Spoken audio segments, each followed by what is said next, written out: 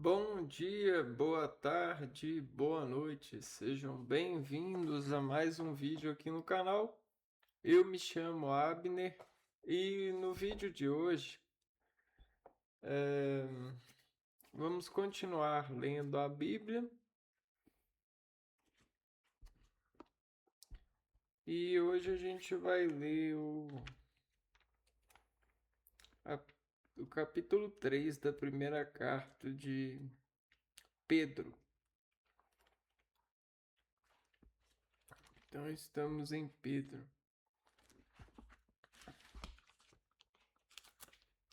E todo mundo pede na vida, né?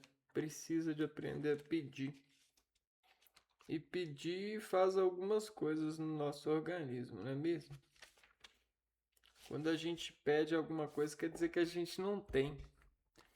E aí a gente sente o medo de ganhar alguma coisa, mas não ser a coisa que a gente espera ganhar, mas a coisa que a gente precisa. E por que será que tudo que a gente quer geralmente não é o que a gente precisa?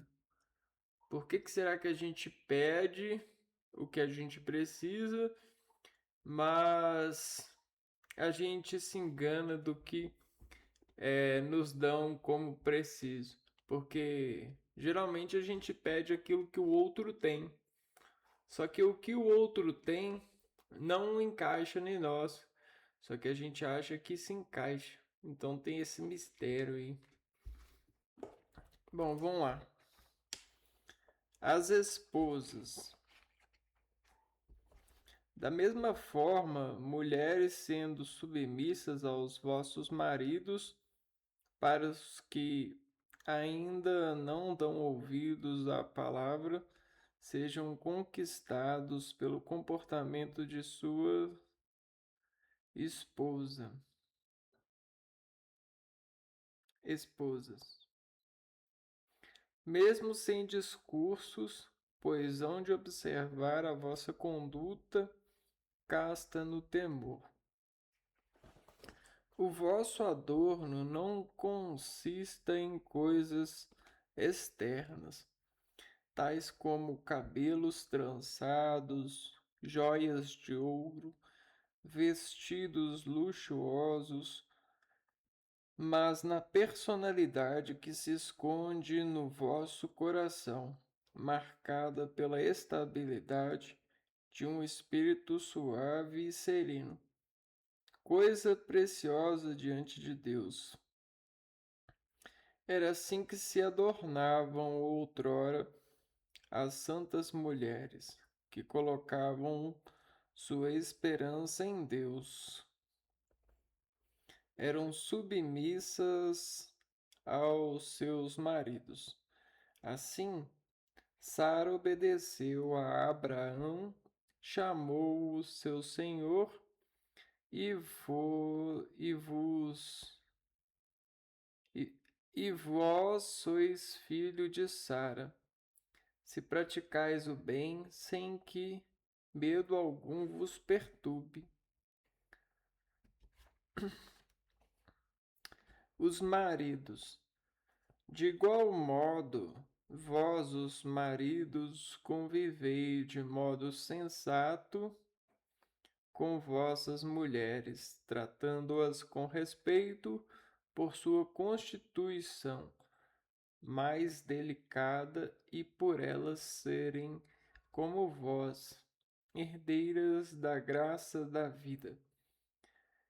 Isto para que as vossas preces não encontrem obstáculo. A vida da comunidade. Finalmente, sede todos unânimes, compassivos, fraternos, misericordiosos e humildes. Não pagueis o mal com o mal, nem ofensa com ofensa. Ao contrário, abençoai, porque para isto fostes chamados, para ser herdeiros da bênção. De fato, quem quer amar a vida e ver dias felizes, guarde a sua língua do mal e seus lábios de falar mentira. Afaste-se do mal e faça o bem. Busque a paz e vá ao seu encalço. Pois os olhos do Senhor estão sobre os justos e seus ouvidos estão atentos à sua prece. Mas a face do Senhor volta-se contra os malfeitores.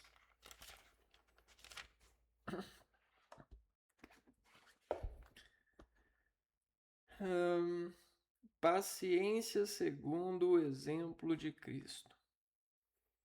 Ora, quem é que vos fará mal se vos esforçais para fazer o bem?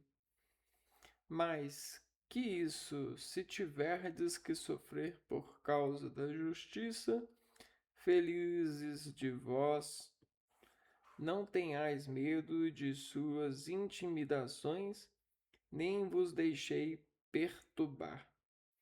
Antes declarai santo em vossos corações o Senhor Jesus Cristo e estais sempre prontos a dar a razão da vossa esperança a todo aquele que a pedir.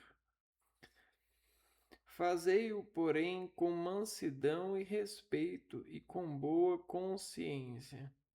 Então, se em alguma coisa fordes difamados, ficarão com vergonha aqueles que ultrajam o vosso bom procedimento em Cristo. Pois será melhor sofrer praticando o bem, se tal for a vontade de Deus, do que praticando o mal. De fato, também Cristo morreu uma vez por todas, por causa dos pecados, o justo pelos injustos, a fim de nos conduzir a Deus. Sofreu a morte na existência humana, mas recebeu nova vida no Espírito. No Espírito ele foi também pregar aos espíritos na prisão, aos que haviam sido desobedientes outrora, quando Deus usava de paciência, como nos dias em que Noé construía a arca. Nesta arca, umas poucas pessoas, 8 foram salvas por meio da água. A água corresponde ao batismo, que hoje é a vossa salvação, pois o batismo não serve para limpar a sujeira do corpo, mas é o compromisso de uma boa consciência para com Deus em virtude da ressurreição de Jesus Cristo, que subiu ao céu e está à direita de Deus, e a quem estão submissos os anjos, as dominações e as potestades. Bom, então, aqui nesse capítulo 3, nós somos elevados ao que a gente conhece como esposa e como marido, que são para aqueles que nascem os pais, né, de primeira ordem sobre Deus. Só que, afastando de serem pais e sendo aquilo que é colocado aqui na carta, esposa e marido, existe a integração, que é a união, que é prática dos dois. Essa união que vai conceber o filho, né? Essa união, ela tem um poder muito grande de dirigir toda a vida, e Deus deu esse poder a esse casal, a esse casamento. Não é à toa que elas são eles são super poderosos na manutenção e preservação desse poder diante de todos nós, filhos desse poder. Desafios de orientações desses poderes. É claro que eu queria ter esse poder, ou fazer parte desse poder, mas para isso existe coisas para que eu suporte ter esse poder. Coisas que as esposas e os maridos suportaram. Coisas que eles sabem e eles conseguem dizer um para o outro porque treinam a verdade e, de alguma forma, escondem o poder para que nós possamos ser acessíveis a eles. Vamos supor que um filho ele vai pedir aos pais alguma coisa, mas o filho, ele para poder pedir aos pais, ele precisa de confiança nos pais. Ele precisa de confiança de que os pais não vão bater nele, que não vão zoar dele, nem zombar, nem dizer que ele é doente, nem bater no filho. Então, o filho, para ele ser verdadeiro com o pai, os pais eles precisam estar preparados para dar poder ao filho disso. Só que o poder que é dado ao filho, ele é decodificado para que dentro da educação e do trabalho da associação que o filho pode ter, ele possa ter modos de pedir. Esses modos eles são para nós singulares de alguma forma perante aquilo que a gente se encontra em ambiente familiar. Só que eles são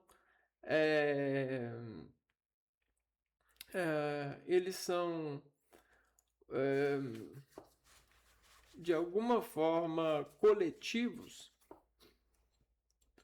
quando a gente eleva isso aos pais e parentes sociais, né? Onde a vida ela acontece muito mais forte do que fora de casa. Muito mais forte por quê? Porque não existe nada igual o amor de pais biológicos. Não existe nada igual o amor deles. Porque eles são capazes de dar ao filho o poder soberano. Só que os pais sociais, eles não são capazes disso, a menos que os filhos busquem por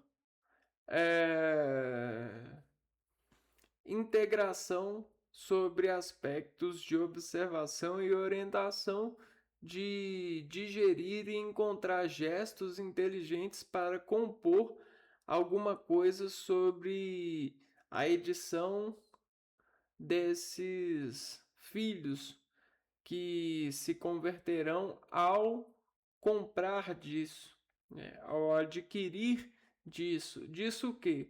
Do produto desses pais.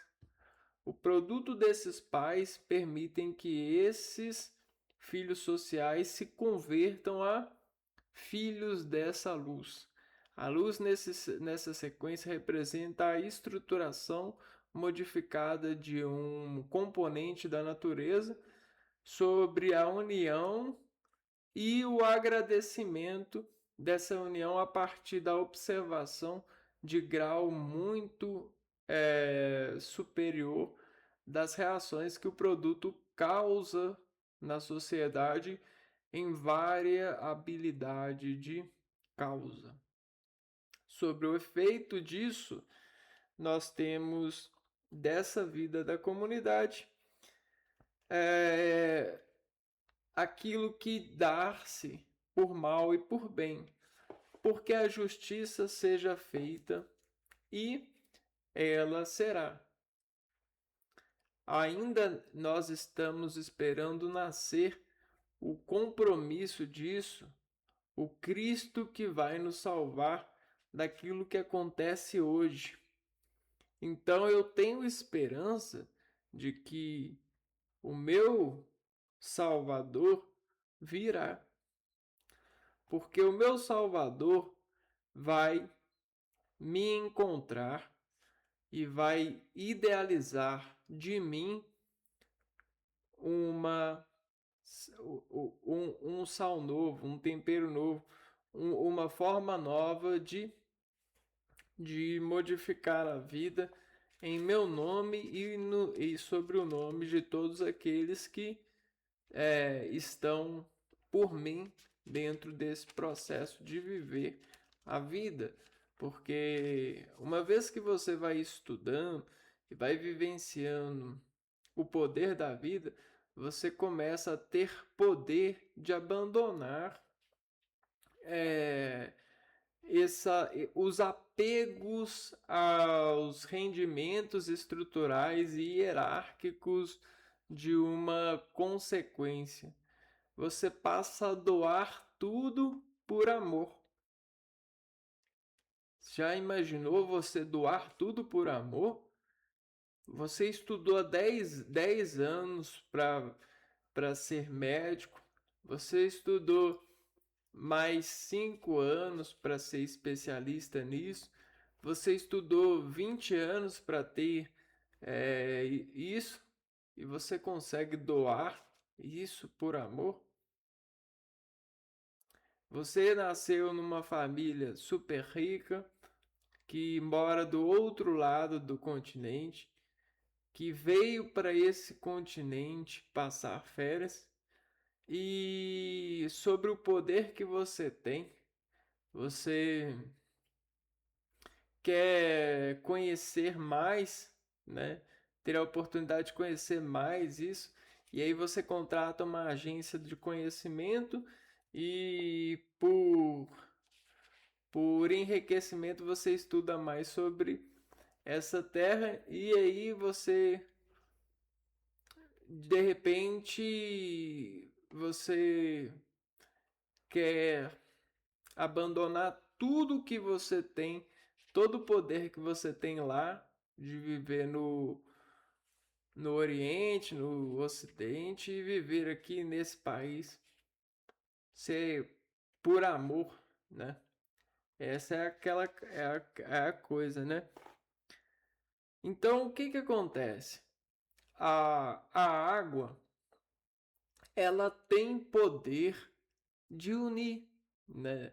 A água, ela consegue desenvolver um padrão de associação entre dois opostos, entre duas substâncias e transformá-las em um grau elevado de integração.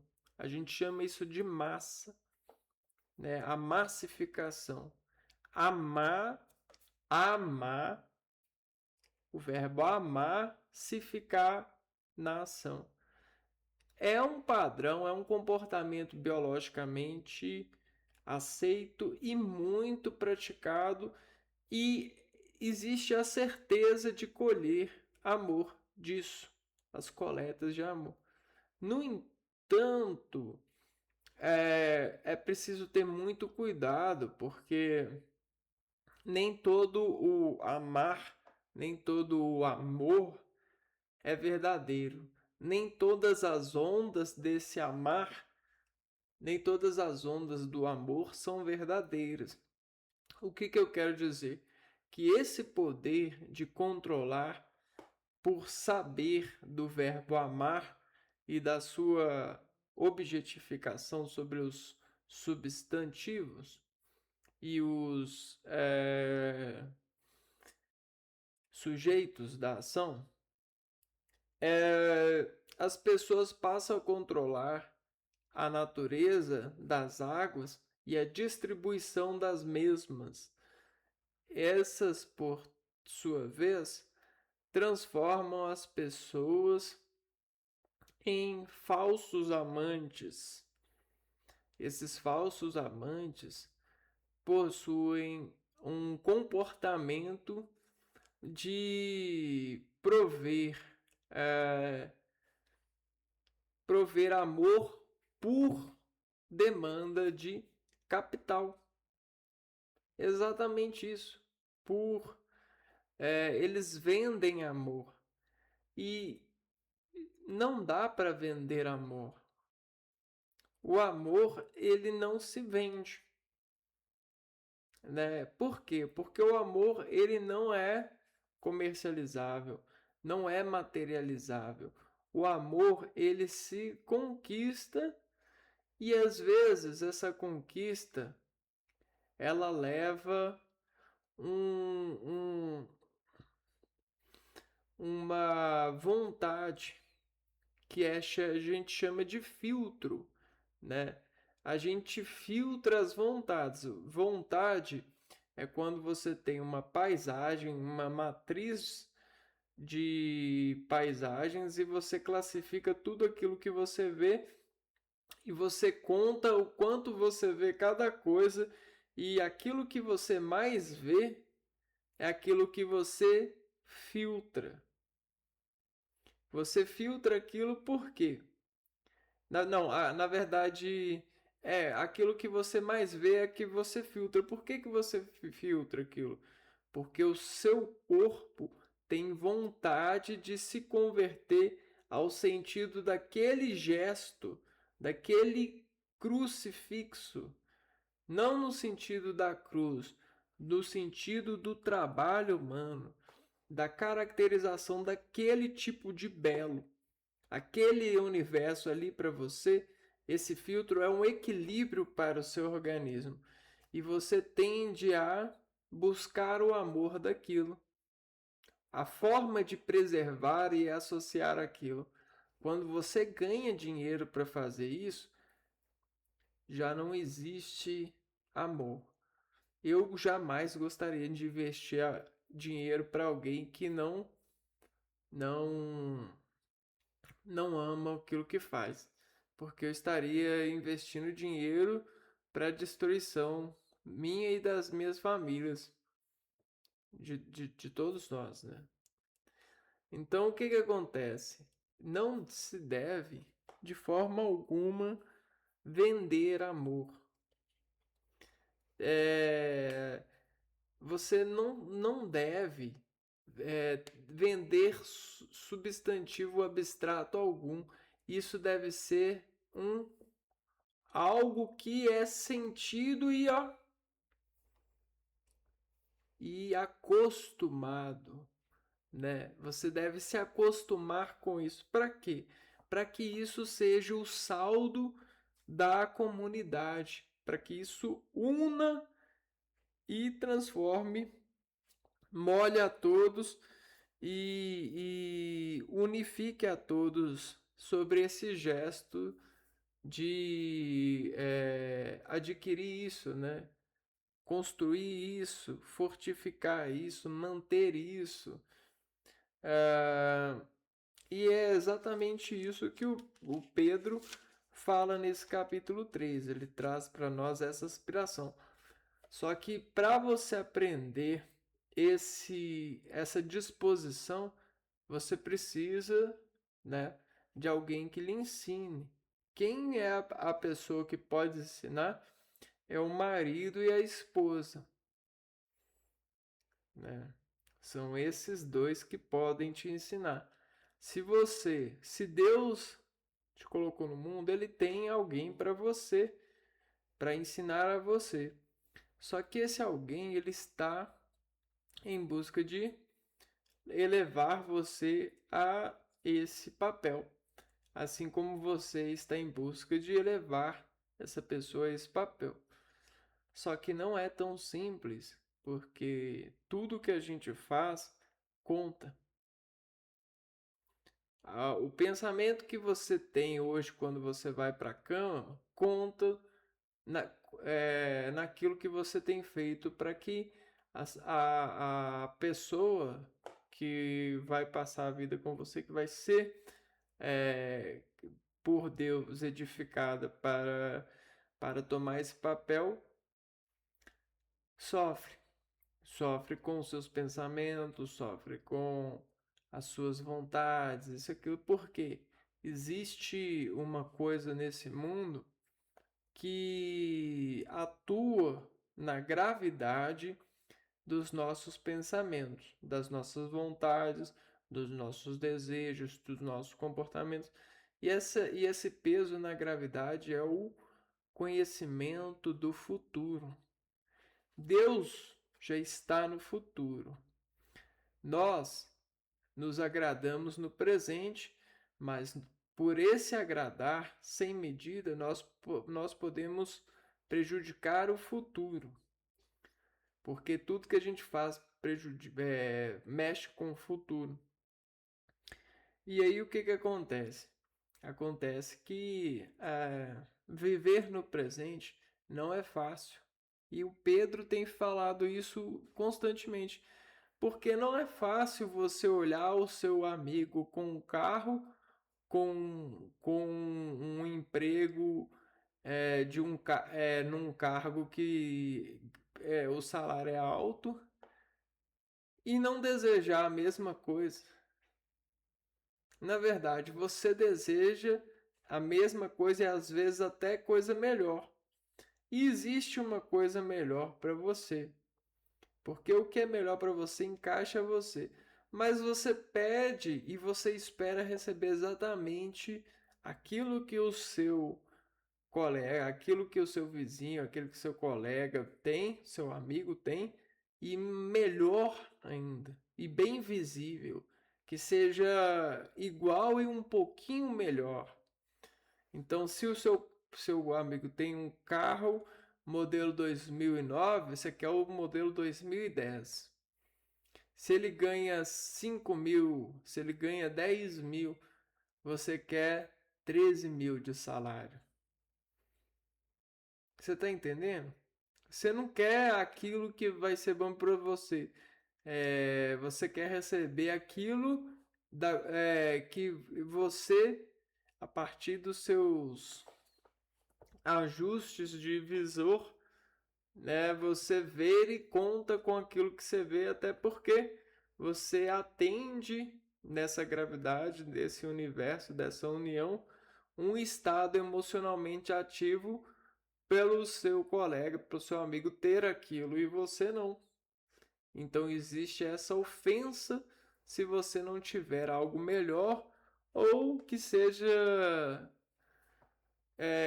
igual, no sentido da pavimentação sensitiva, que aquilo coordena, né? Um salário, uma esposa, um carro, um cargo de emprego. E isso é muito difícil, porque a gente só vai conseguir isso pedindo. Segundo Pedro, pedir, pedir. Construirás, Deus, então aquilo que pedires. Se você, tudo que você pedires, você vai obter. Então, como eu vou pedir? Já que depois de tantas voltas na vida, eu descobri isso. Eu descobri que eu não, é difícil ser verdadeiro, falar que eu quero mais do que o meu amigo, porque isso é feio. Isso revela algo em mim que é uma inveja, né? Alguma coisa assim. Então, como é que eu vou pedir? Eu vou pedir. Aí vem um tantão de pessoas dizendo como você deve pedir, né? Mas esse é um mistério que o Pedro tenta nos ajudar a resolver. A gente vai pedir? Não. O Espírito pede por nós. Qual espírito é esse? É o espírito que deixa se tocar pelas águas. A gente se troca pelas águas, a gente deixa se trocar pelas águas. Nós descarregamos nas águas aquilo que realmente precisamos, e a água levará a justa necessidade que nós precisamos. E assim a gente espera que todos nós um dia possamos viver cúmplices dessa água. Até porque não existe nada mais científico do que a água e mais certa e precisa. Não existe, né? Não existe. Você pode existir os falsos amantes, mas o amor mesmo vem daquilo que a água pode fazer é, quando alguém precisa dessa água em outro ser vivo, que é o esposo e o marido. Né? Por que o marido ele é exatamente aquilo que a esposa precisa? Por causa que o marido consegue ser na proporção do espírito da água diariamente treinando, né? Vivenciando, experimentando esse edifício é aquilo que ela precisa. Então, isso é amor de verdade. O falso amor, ele recebe, eu pago a pessoa ali para viver 3 anos, né? Vou fazer um concurso público aqui para as candidatas que querem viver comigo, né? Abrir o edital, a candidata tem que se parecer com a minha avó, a candidata ela tem que ser inteligente, a candidata tem que não pode ser isso e isso e aquilo. Aí aparece um tantão de candidatos. E aí elas vão fazer a prova. E aí quem passar vai poder viver 3 anos, né? Pode aumentar a conta ou pode ser despedida ou abandonar o serviço para trabalhar em outro, se passar em outro que paga mais. Olha só. É exatamente assim que a vida pública funciona de forma dos trabalhos. Só que dentro do trabalho isso tá ok, porque o trabalho ele é só um sistema de é, ensino para a operação do maior trabalho que é o casamento, né? Porque eu sei de pessoas que trocariam o emprego, o salário de milhões, né? De uma conta bancária enorme por um verdadeiro amor, né? Um verdadeiro amor é mais caro do que tudo aquilo que o dinheiro pode comprar ou fazer, ou fabricar, ou idealizar, ou iludir. Só que é pesado abandonar o sentimento que o dinheiro pode nos dar momentaneamente quando a gente adquire alguma coisa ou se mantém estável em algum momento porque o dinheiro está ali no nosso colo. Então, psicólogo, pedir dinheiro é difícil, não é fácil. Porque enquanto eu estou pedindo milhões, aquilo que Deus vai me dar é 1.000. É uma quantia, às vezes nem chega a ser 1.000. E eu estou pedindo milhões. E aí, de alguma forma, eu vou ter que conviver com isso. Mas eu pedi milhões. Porque eu ganhei 1.000? 1.000. Eu não ganhei milhões. Eu ganhei 1.000. Aí Deus está tentando falar de alguma forma: olhai para o horizonte e verás que tudo é seu, desde que você acredite. E o que é acreditar? É ser mais livre, se libertar da falsa poesia do capital e viver a verdadeira poesia do amor, né? Só que nenhum de nós queremos isso. De verdade, nós não queremos isso. A gente só aceita isso quando a gente sente que isso é melhor. Só que o problema é que a gente sente e dissente. E isso é um desafio insuportável, às vezes. Todo dia a gente tem que vencer essa luta do dissente. Então a gente sente isso e dissente. E aí a gente volta para casa, cansado. Na cama tem aquele verdadeiro amor e a gente sente isso. E aí a gente acorda, liga a televisão e a gente dissente isso. Aí a gente vive, pega o carro dá problema, tem que levar no mecânico. O esposo não faz nada, a esposa não faz nada. Aí tem que ir lá e tem que comprar comida, tem que levar o menino na escola, isso aqui, isso aqui. Aí a gente chega cansado, o marido ou a esposa tá lá esperando, e alguma coisa transforma no horizonte quando essa pessoa vê a outra chegando. E existe um fenômeno ali, graças a Deus, fala em uma altura tremenda que nenhum dos dois precisa de dizer com voz, mas todos os dois estão escutando a mesma música. Graças a Deus você está aqui. E aí aquela música, tô num ambiente e os dois sentem isso. Sentem o quê? O amor de verdade. Mas aí no outro dia tudo volta ao normal. E o que a gente quer?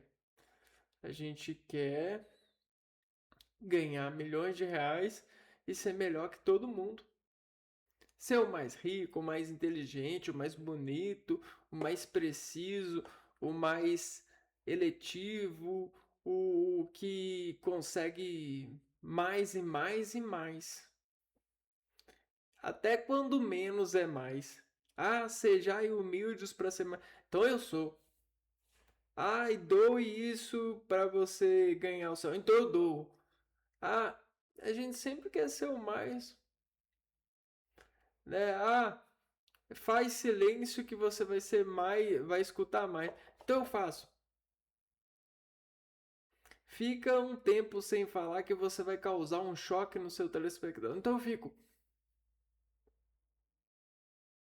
Então, a questão dos efeitos, a gente sempre quer mais. Porque de alguma forma isso faz as pessoas voltarem até nós e nos pesquisarem e nos darem lugar para a cena e nos deixarem encenar, porque nós sabemos mais, a gente sabe do mais. Só que será que saber do mais é o que Deus quer para nós? Ou esse é o pedido do paraíso nosso? Esse é os nossos milhões na conta. É a nossa querer saber mais. E se a gente dissesse para nós que a gente já sabe tudo, que não existe mais nada para saber? Eu já sei tudo que eu preciso saber. Eu preciso saber que eu te amo.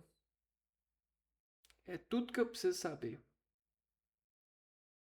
Será que